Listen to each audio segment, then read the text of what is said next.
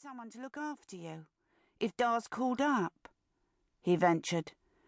"And if Tommy and Edward join—" He realised his mistake even as she whirled around to face him, spoon still in her hand. "Shame on you, Lewis Finch, for trying me so.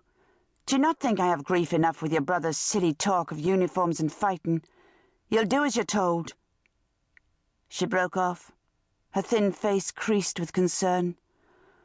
"Oh, Lewis, I don't want you to go to the country, but the government says you must." "But Kath is 15 next month and has a job in the factory. You're still a child, Lewis, and I won't rest unless you're safe."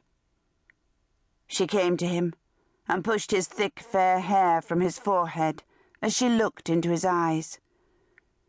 "Besides, it's all just talk now, and I don't for 1 minute believe we're really going to have a war.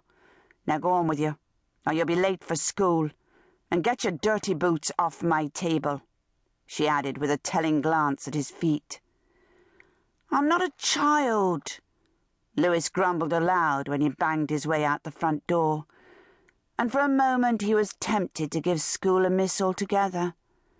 It didn't seem right to sit in a stuffy classroom on the first day of September.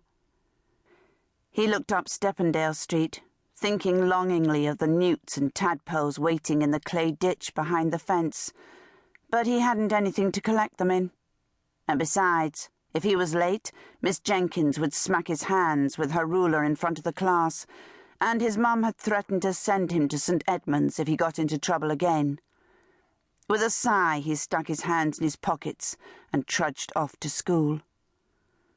The morning wore away, and through the open window of his class in Cubitt Town School, Lewis could see the dark bulk of the warehouses lining the riverfront. Beyond the warehouses lay the great ships with their exotic cargoes: sugar from the West Indies, bananas from Cuba, Australian wool, tea from Ceylon. Miss Jenkins's geography lecture faded. What did she know about the world, Lewis thought, as she droned on about taxes and levies and acts. Now at the Penang, she could tell you about far-off places. She could tell you about things that really mattered. One of the few masted ships that still came up the Thames, she lay in Britannia Dry Dock for refitting, and just the smell of her made Lewis shiver. After school he'd... The creak of the classroom door brought Lewis back with a blink. Mr. Bales, the headmaster, stood just inside the door, and the expression on his long, narrow face was so odd that Lewis felt his heart jerk. From the corridor rose a dull roar of sound, the chattering of children in other rooms. "Miss Jenkins! Children!" Mr. Bales cleared his throat. "You must all be very brave. We've just had an announcement on the wireless. War is imminent. The government has given orders to evacuate. You're all to go home and report back here with your bundles in 1 hour." He turned away, but with his hand on the door turned back to them and shook his finger. "You must have your name tags and gas masks, don't forget, and no more than an hour." The door closed after him. For a moment the room held its breath. Then a shout came from Ned Norris in the back row. "A holiday! We've got a holiday!" The class took up the chanting as they surged out to meet the other children in the hall.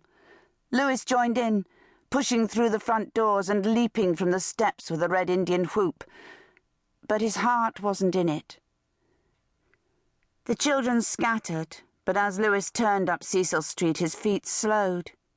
He was suddenly aware of the sounds of the island, the constant clangs, creaks and whistles from the docks, and from the river the hoots of the tugs and the low thrumming of the ship's engines.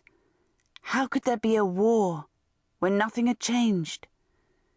He thought of the Penang again, being fitted out for her return journey to Australia.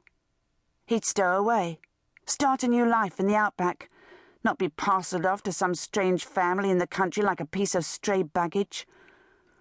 Almost 11 was old enough for a job. He was big for his age and strong. Surely someone would have him. Turning into the top of Steppendale Street, he saw his father's old